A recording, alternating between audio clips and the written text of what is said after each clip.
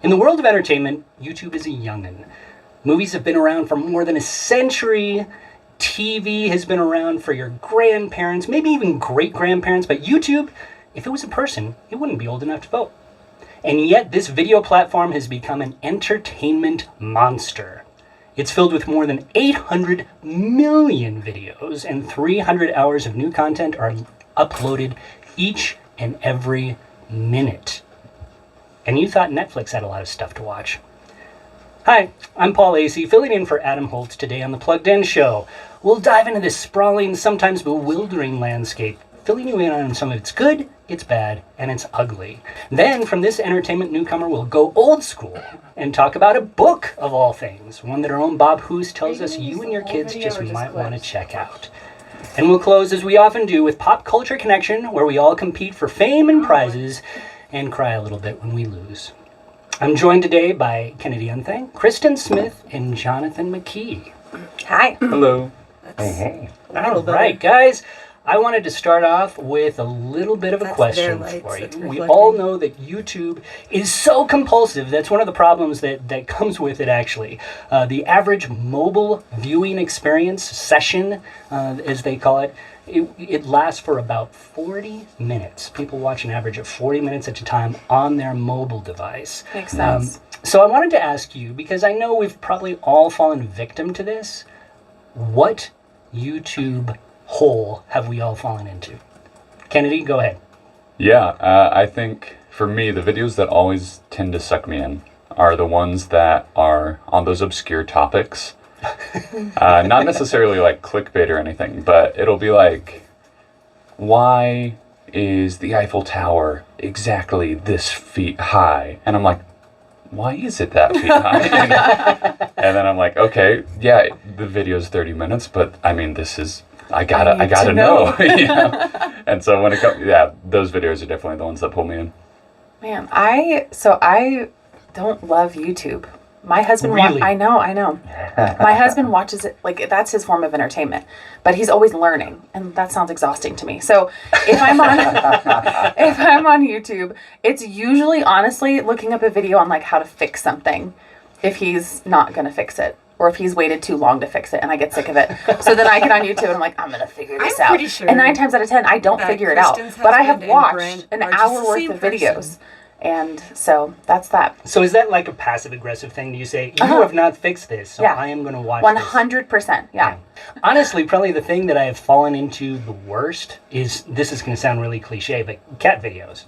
Like, what? There was a time when I pulled up. I may judge you so strongly right now. This one video where this cat had just gotten his claw stuck on some sort of spinning fan, and it was really horrible, and yet really funny. You watched 40 minutes of No. What does that say about you? No, but I did sort of get caught. One of the bad things about my job now is that I edit all of Kennedy's YouTube reviews. That's not a bad thing. Not a bad thing. That's not a bad thing. It's a great thing. But the thing is, when I read your reviews, it makes me curious about what's in those videos. And so I find myself, this is what I'm going to do tonight. I'm going to watch these educational videos that Kennedy told me about. And let's be honest, when you watch the video, the thing that's so hard is then in the side is something that, forget the video you're watching. That's right. It's the one on the right-hand side. And it's based on something else you watch. So even if you're watching a cat video, if you watched a how to bake a cake video or a workout video, those are the two videos. Anyway, but you're like, what? German chocolate cake with double frosting? You can click on that and you can watch that. And then when you're watching that, you can see, what? Melissa McCarthy works out like this. I'm curious. And boom, you click. Next thing you know. No, that is absolutely true. That is one of the reasons why it sucks us in. Believe it or not, there are 37 million separate YouTube channels to take part in. Yeah. And Kennedy, you have reviewed all of them. All of them. All of them. That's awesome. No, he hasn't slept in years. He is quite the worker, I'll just say that. No, obviously there's no way that we can see all of them, right? When we're talking about YouTube reviews are sort of a new thing for Plugged In, relatively newish. There's no way we can see them all, watch them all, review them all. So how do we go about sort of choosing what we're going to review? Yeah, so there's about 5 criteria that I usually think about when I'm about to pick a channel to review. One of them is if they've recently had like a viral video or something on the YouTube homepage, something that's gonna naturally get them a lot of subscribers, because that means that our audience is a lot more likely to see them too. For instance, Viva La Dirt League, I reviewed their YouTube channel like 3 months ago. They had a huge Kickstarter that had just started around that time.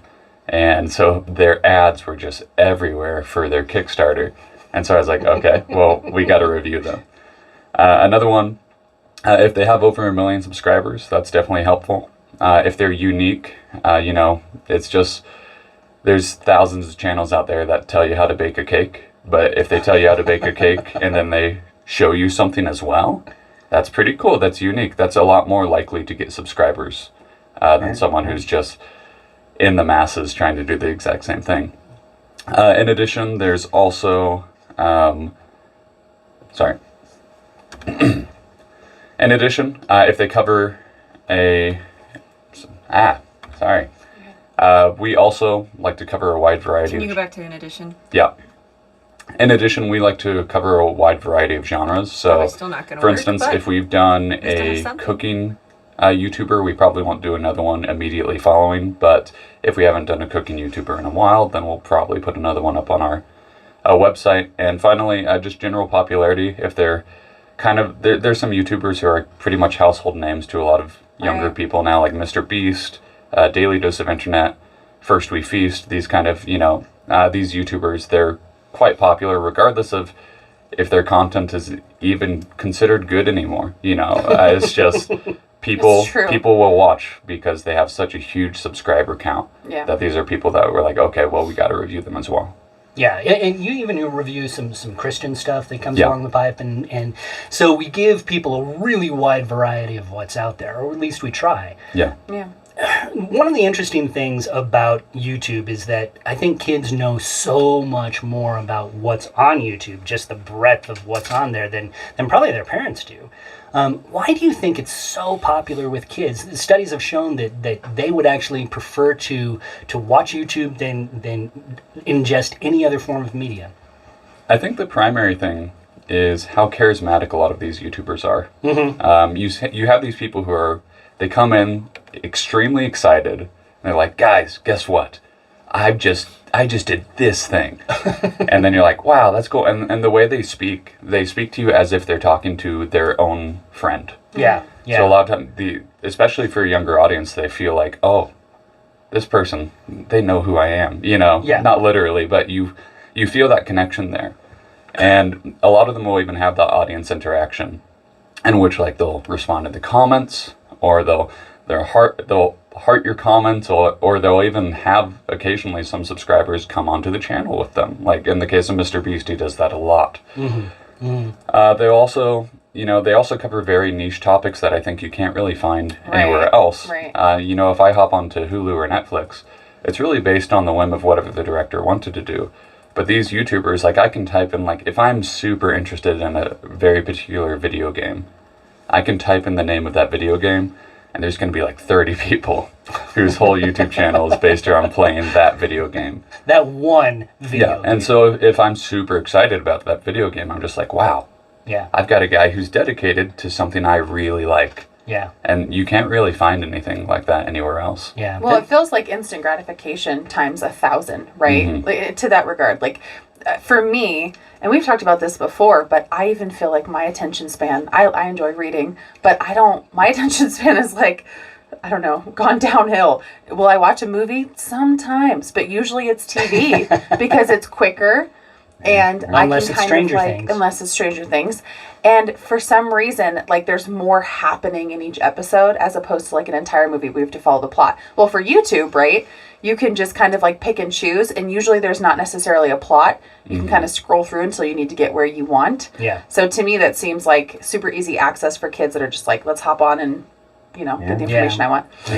Yeah, and there's stability in it as well. Is because most of the time these YouTube creators, they aren't going to switch from what they normally make videos about. Mm-hmm. Mm-hmm. Whereas Whereas like in a TV show or something, you might like season 1 might be completely different from season 2. But then you have like this YouTuber comes along and he says, you know what? I'm going to make a channel about baking. And that's never going to change. And so if you're really into baking, you're like, hey, this is never going to switch. Right. This is great. Well, and it'll be interesting to find out if some of these differences in our what we like to watch is a generational thing or an age thing, because sometimes you don't know until we grow up and see if they shift and it becomes a life stage thing. Like, younger people might have less time, and so between homework, moments, they quickly gravitate towards these shorter videos. But here's what we do know. We know for a fact right now from all the recent studies that young people tend to like shorter, quick videos, where honestly, when you get to your 30s and 40s, the older you get, the longer the viewing period goes. So I don't know if that's because we're used to that and the shorter videos are such a newer thing. But I mean, it's funny. I mean, most of it, I'm in my 50s, all right? I'm declaring it right there. And the thing is, I mean, obviously, when I get onto some of these short, if I watch a funny short cat video, I watch the cat video, then I'm like, ooh, workout, ooh, cake, ooh, another cat, ooh, dog, Frenchie, whatever. And and for all I know, I'm also on 10 different Frenchie videos. I mean, it happens to all of us. But my favorite still is to sit down and watch a plot. Is that because I was raised that way? I don't know. It'll be interesting to see when Gen Z grows up. Are they going to start wanting to settle down after work and watch a long plot more? Will it shift? Or will they stick with the short videos? And now Gen AAA, whoever's next, is going to all of a sudden like 2-second videos. I don't know. It'll be interesting, honestly. But all we know is right now they like the shorter videos. Yeah, I think that's super interesting, Jonathan. I would agree. It'll be interesting to step back and see the perspective from afar as they age, because, I mean, even as a millennial, my husband will pull up like car videos and I just have zero interest. And he'll want me to like watch reviews on stuff. And honestly, I'm like, if it's over 2 minutes, I'm not watching this. Like, this is so boring. But the quicker it is, at least for me, like I feel like, okay, then I've gotten the information I need and I can move on. It's almost analytical. So to your point, like if they don't want to plot, welcome to YouTube. Yeah. When I think about YouTube as just sort of this sprawling media entity, one of the things that I think about is, it's really helpful. It can be really informative. A lot of videos are fairly clean, but there's a lot of videos that are not fit for children, right? Yeah. Mm-hmm. And the other real problem that I think parents have to watch out for is just the amount of time you spend on YouTube. Yeah. Absolutely. What do you guys think? Like, if a parent was in front of you, and Jonathan, this is a natural question for you because you talk to parents about this all the time. What would you tell parents who are number one with the content, number two with the amount of time that they're spending with YouTube? What would you say? Well, I think this is one of those things where our quick, our reaction tends to be overreaction. So the first thing I would actually say is more of a broader, big picture thing. Looking at my own mistakes I made, I think I was very quick to overreact and sometimes just kind of bark out no, we're going to do this. And instead of thinking about it, instead of talking about it, instead of listening to my kids' point of view on it. So that's the first thing I'd say is try to turn those overreactions into interaction moments. Try to find that if you're bugged by how much time your kids are spending on YouTube or something like that, instead of barking about it, instead of quickly, throwing down a rule, instead, hit that pause button and find a time to talk about it over dinner or over something some other time. And so that's the first thing I'd say. The second thing is when it comes to controls, our other quick reaction we tend to do is we tend to try to rely on the technical controls. Like we sit there and go, oh, I'm sure there's a setting that'll make this thing safe. Yeah. And in all honesty, in my parent workshops and my book, Parenting Generation Screen, I never, ever give specific, set this control setting to this. Because the second I do that, it's going to change anyway. These settings change all the time. True. You cannot rely on them because it's constantly changing. What's more important is the kind of the broad stroke rules, like no screens in a bedroom at night. Those are going to be so huge because and even that can be tough to enforce, because like we've talked about on this show before, kids will have an old gadget that we forgot they have. It's an old phone that was in a drawer, but they powered it up and it's on Wi-Fi and they can get on the exact same apps. So it is tough. As parents, we kind of got to be aware and stuff. But as we're talking about this with our kids, as we're talking about what it looks like to make these good choices, there are certain rules that are going to be really helpful. One of those is, hey, we're just going to turn off, gadgets, us too, mom and dad, after 9 p.m. at night or whatever. We're going to pull them from the bedroom. Let's read. Let's dialogue. Let's get some sleep.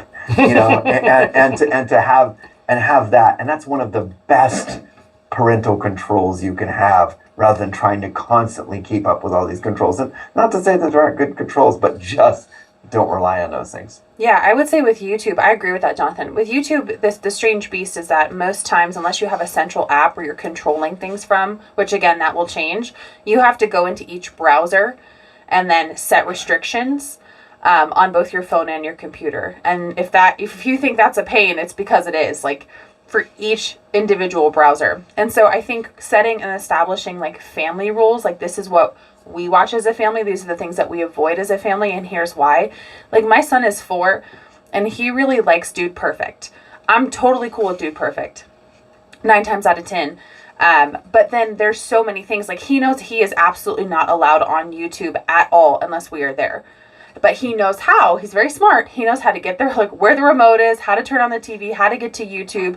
And as you search, anything can pop up. And my biggest fear, honestly, is pornography. And so I'm really, really super cautious about like what he watches and when and where, to your point, Jonathan, because it's everywhere. And now the issue is that you can find like hints of that, like sexualization in these seemingly innocent videos where people are just making garbage and it looks like it's marketed to kids. So as a parent, like that's something that I'm like really serious about. And they have, my kids have tablets when we travel. We don't have YouTube, because you can have the YouTube Kids app, and there's a lot of great stuff on there, but there are also videos that I would never want him watching, Right. And whether that's the tricky thing about some of those things. Yes. Is even if they're designed for kids, there can be problems. Even in the same way that you're hoping like a TVY show, right, would be good for your kids, it might hold values that you don't agree with. And so unfortunately, this is the world we live in. Like, you have to be on top of it. You really do have to know what's going on, and that's by conversation, but also, at least as my kids are younger, that's by research. Yeah, and I think in terms of practical things that watchers and parents of watchers can do in order to combat some of this,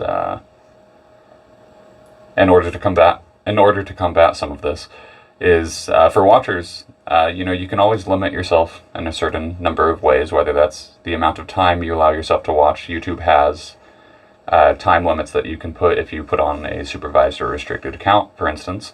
You could limit yourself according to the amount of videos you allow yourself to watch, or even say, hey, I'm only going to watch things from this YouTuber today, or maybe I'm not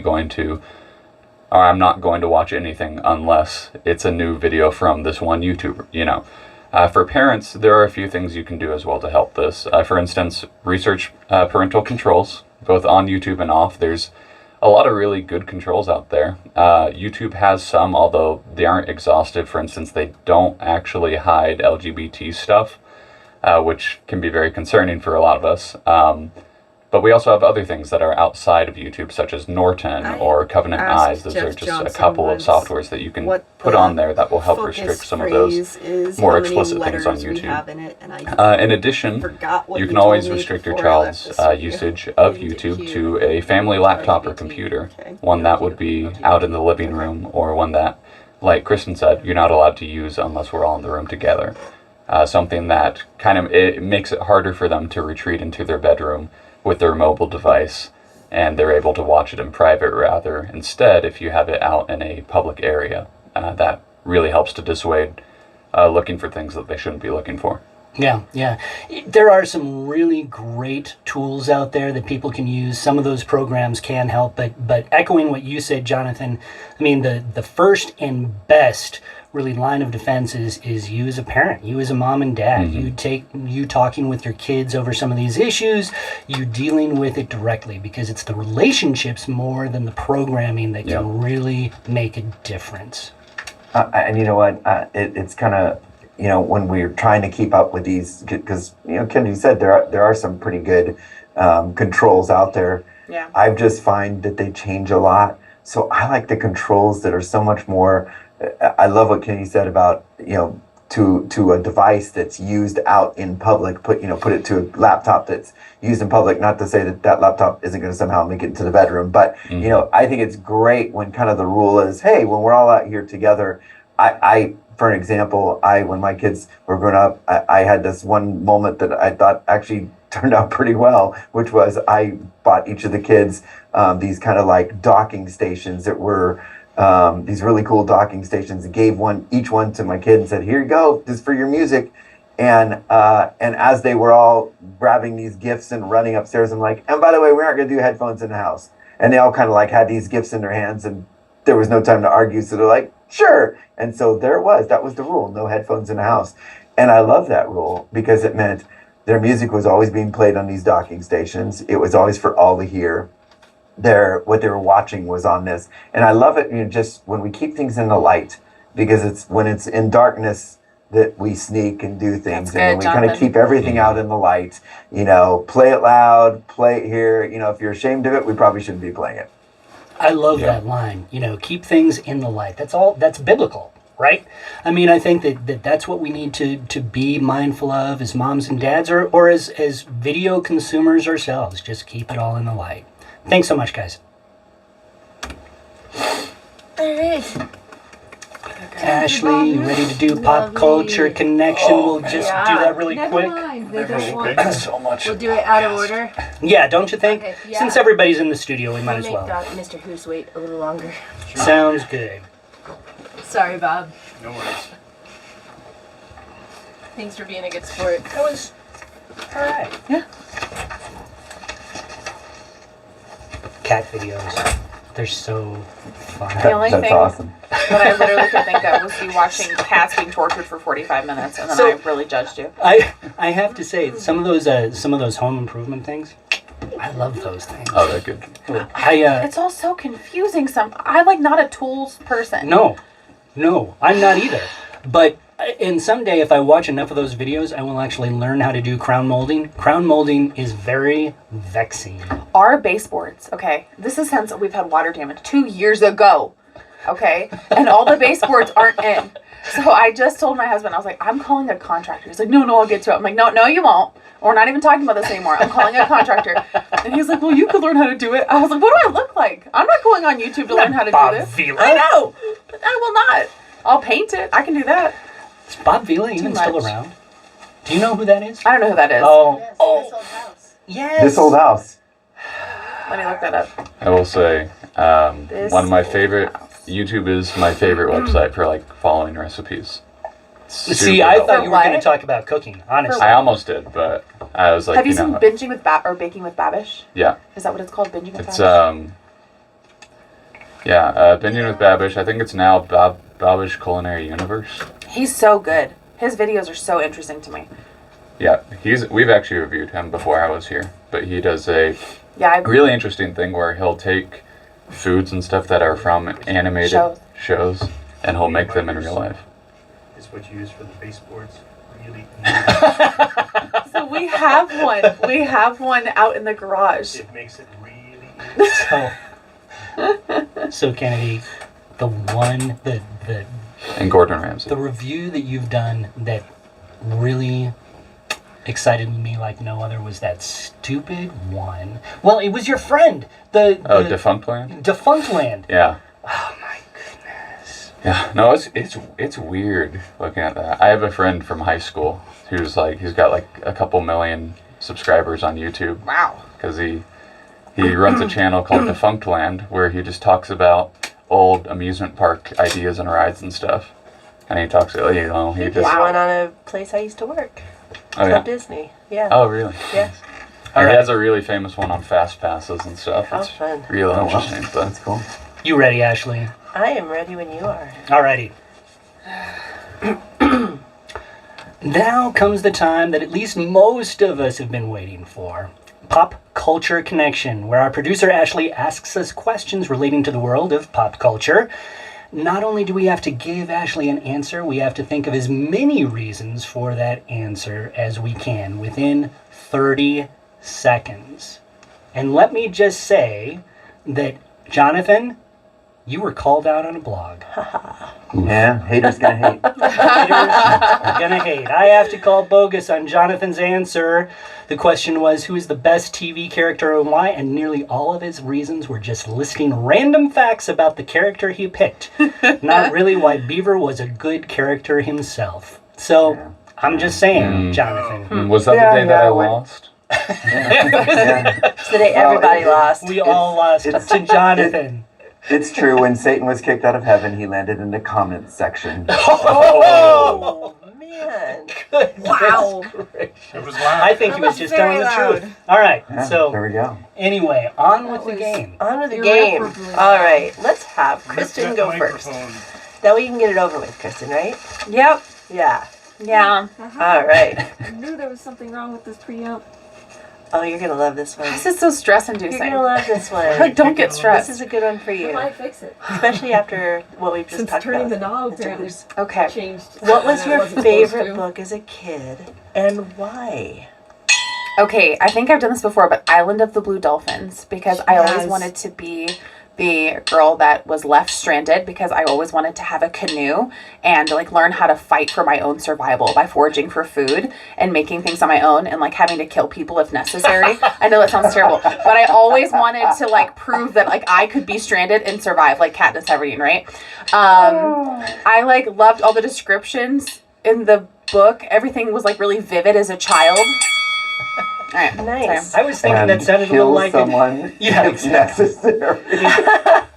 Sounds a little like our time in the plugged-in offices. Sometimes. Oh my god. Well, and you have had a similar answer. It was a different question, though. Okay. So I gave you 5 points for that. That was lovely. Thank you. Thank you. Yeah. That's it. All right. Very nice work, Kristen. All I thought it right. was great. A little scary, but great. Yeah, killing people to survive. Right? I still feel that way, but go ahead. All right, Haven't noticed Jonathan. Oh man, here we go. You got this, buddy. I'll make sure and answer it correctly this time. You know, Set the bar high, man. that's right. All right. Would you choose Marvel or DC and why? Ooh. I'm going to choose DC because Oh. it all comes down to Superman. I mean, let's just be honest, okay? The guy's got a cape, he's got awesome hair, he's got the, X-ray vision, he's got the, the eyes that can, heat things up, he, can fly. I mean, that's pretty cool. He's stronger than anything else. Everybody tries to, beat him, but nobody really can. He came back to life like Jesus, and, he's part of the DC universe. And so, I think it's better for that reason. Plus, Sounded Zack Snyder like he was directed it. listing some characteristics. Yeah, I think so. But You're so I think good at that's this, the Jonathan. question. But anyway, so I hope that works. 'Cause That will work. I got 9 points for that one. there we Nice go. job. 9 points. Nine. Oh my But to be fair, goodness. DC is trash compared to Marvel. Go ahead. Wow. So- Watch out, Kristen will kill you. If you If you don't share my opinion. That's right. Be careful. All right, Kennedy, Yeah, pull my teeth. you're next. All right, here we go. Your question is, this is quite fitting as well. What do you consider to be the best YouTube channel, excluding the plugged in channel, of course, Of Of course. and why? So I would probably choose, shoot, man. I'm gonna go with CGP Grey. I recently reviewed him, and I've really come to really like him. He does a lot of really obscure topics. He talks about all these weird things like who owns the Statue of Liberty, how does the interstate code system work. It's just really obscure topics that really get you. And his animation style is really great. He's really cool, and he's got a great speaking voice. I know that's past time. I love how much thought he put into it. He's like, no, I've got to have the right answer. Right? Wait, Well, he That's does awesome. it the right way, Jonathan. Yes. He does. That's right. He won't get slammed in the comments by Alex. I've never spoken that fast in my life. 4 points, Kennedy. Good job. I Good worked for job. those 4 points. You did. I think I deserved extra points myself, but All right, Paul. Let's go, Paul. Let's see. I know you can do this. I have little to no faith in 9 you. points to beat. Oh my goodness. You've got It's not going to happen. All right. Why, thank you, Tristan. I can't see it Thank happening. you. It might. I think Paul's got this in the bag. You ready? You're stuck in a remote forest with only your wits to survive. Which fictional character do you want to have with you and why? Indiana Jones, James T. Kirk, Laura Croft, Dora the Explorer, or someone of your own choosing? Oh, I'm going to choose Samwise Gamgee. We were just talking about it before we started. Sam is the best person because he has that cool little rope that can get us out of tight spots. He hunts rabbits. He's very giving, very thoughtful. When you run into a bad traveling companion, he's very watchful over that companion. If you wind up falling down as you're climbing up to Mount Doom, he will actually physically carry you, and then he will go back and eventually raise a garden. It's a really great character. Nice. Nice. 7 points. Oh, Yes. I Jonathan. think Jonathan practices. When I think he we're does. not He's just here. too good. He's Did too you good. give him all of the questions? It's because I answer the questions wrong, folks. That's why. That's why. Oh man, such bitterness. Yeah. All right, well, thanks for joining us today as we covered YouTube and books and a few things in between. And to give you a very special thank you, and to give you a very special thank you, we'd like to give you Jonathan McKee's excellent book, Parenting Generation Screen. Just send us a gift of any amount and tell us you'd like a copy. And if you want to read more about what we've talked about today, tell our show notes. And if you want to read more about what we talked about today, check our show notes for the episode as well as the Plugged In blog. And of course, connect with us through Facebook and Instagram. Can you start from and of course? And of course, connect with us through Facebook and a little Instagram. better.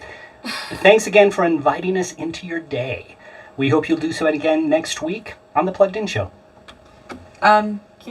We hope you'll do so. We hope you'll do so again next week on the Plugged In Show. Thanks. You threw a random and into I the know. middle of a sentence. I know. Okay. All right. Thanks, guys. Good job. What's Mike do on there? Who's coming in now? This is coming in now. You can pick. Hey, Kristen, did you want to stick around just in case you wanted to That's not say working. something? Oh, No, I plan on not moving. And Jonathan, Bye. are you good, or do you need to go ahead and do peers? I think It's up to you. Are you guys are doing just an interview with Hoops, or Yes. are you doing? So it's not with the whole team. It'll be primarily Who's, but people can Okay. chime in if they want. Yeah, you call it and I'll do it. I got a hard stop in about 20 minutes and change. But, We'll be done by then for sure. Cool. Okay. For sure. All right. Hi, Goose. Hey. you So stay- Ash- you guys stay Ash involved, and- everybody in for the book? Laura, should we line another time for me to do peers in? Because if I they can leave. One of Right. us has to leave. No, if no, there's no. four people in You the can room. How many do you have to I do? think we're all right. I'll Just just do sit here at this mic and we're ready to go. We Does might that- be able to does get it this work? done. Are we good, Laura? Do we need anybody to leave? If you want them all there, you can have them all there. I'm happy to come. I'm not. But you have to opposed. be here because he's going to ask you questions, so you might as well stay. I've got a quiz. Okay. Throw in any comments you want. I think we'll Light or be saw. able to get to at least one of them. Miter saws are played really out. great. They We'll are. play it out. Let's see what They happens. are. Yeah. If loads of kids are watching YouTube, fewer are reading books. According to the Pew Research Center, the number of kids who read for fun is dropping. It's at its lowest level since the mid-1980s. But our own book review section on our site is actually one of the most popular sections on our entire website. Because we have the best readers. We do have the best readers, and we review sometimes the best books. Some goodies, yeah. And I wanted to talk with you about one of them that you just reviewed that made a powerful impression on you. Yes. Oh. It's called Out of My Mind. Out of My Mind. Is it Out of Your Heart? Oops. Actually, this is the sequel to Out of My Mind. I mean, it really is. No, I'll start back. It's That was so good. Yeah. No, but I mean, really, the It is a first sequel, book yeah. was out of my mind, and okay, fine. It's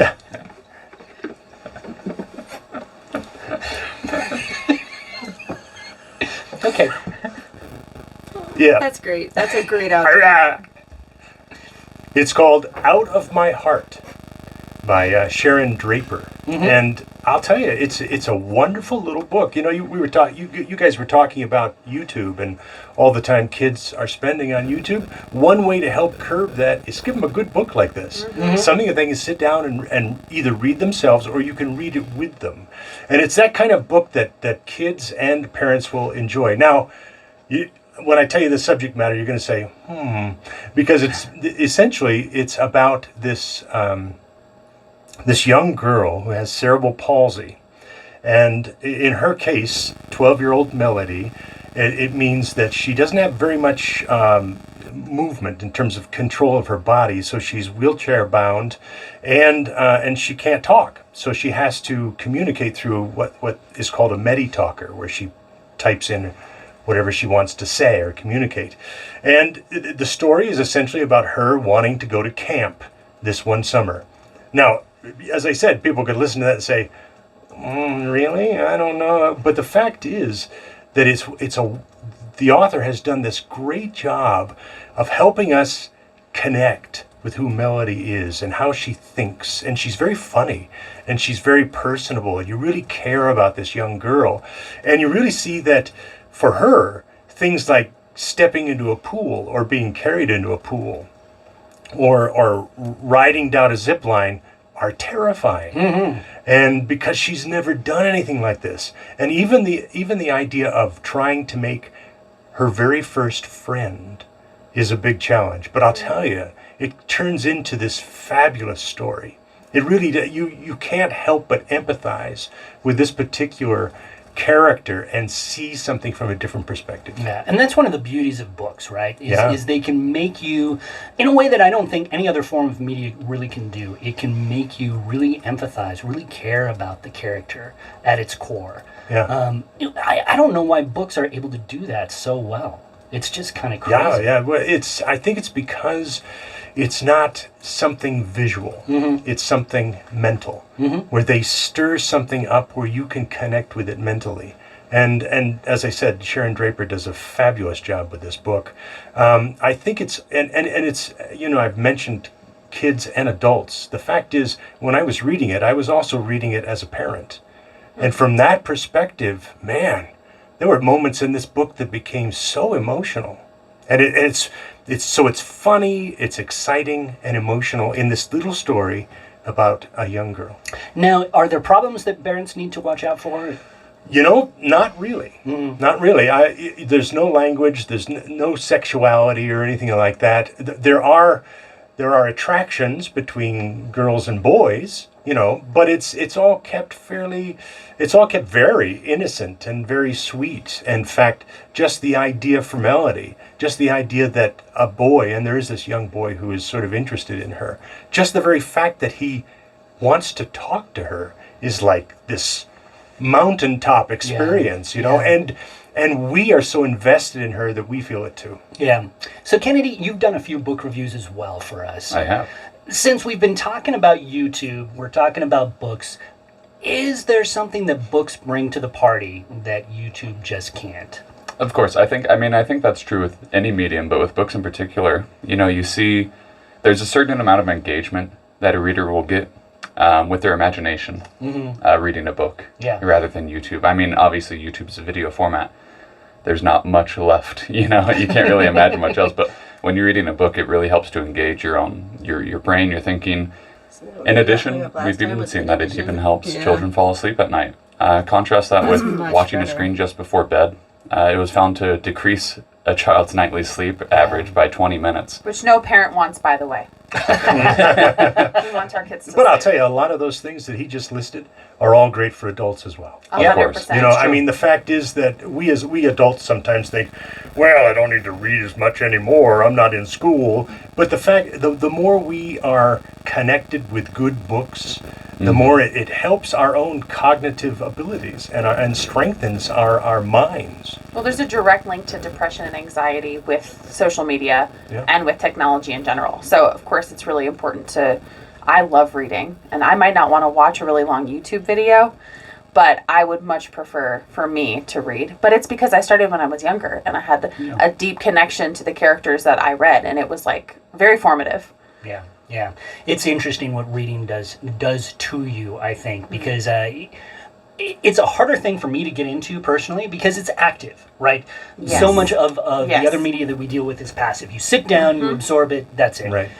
Reading, you have to sit down and you almost lean forward to it. So it requires a little bit more to get into, but there's nothing better. I would say there's like a lot of fun ways to like engage kids. Like because I really love reading, and so it might be hard if you're not passionate about it, but I take my kids and we go to this like one bookshop basically, and I let them go pick out a few books that they want. Good for you. And we talk about it. And so we have a huge collection at home that some of them are reserved for like Christmas only. Like I'm a very big believer that we don't read Christmas books when it's not Christmas, but like it might be a fun thing where like you could also make it a tradition, right? Like we do this at this time, and so you can kind of go from there. Yeah. Thanks so much, guys.